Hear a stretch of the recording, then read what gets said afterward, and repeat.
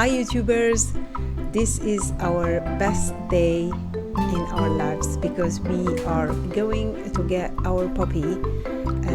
It's a Beagle, and we were so overwhelmed when the breeder called us and said that the puppy is ready to be collected. So we were overwhelmed and went straight ahead to collect her.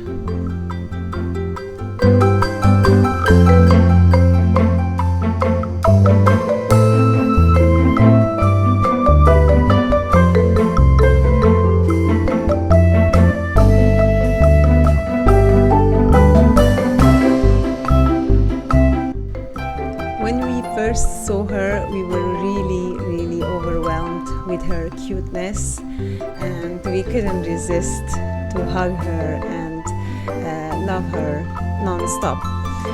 So we got her home and played with her all day, and we couldn't figure out what we're gonna call her. So finally we called her Happy. So she's called Happy, and she's happy, and we tried to make her happy at the first day she got into our house.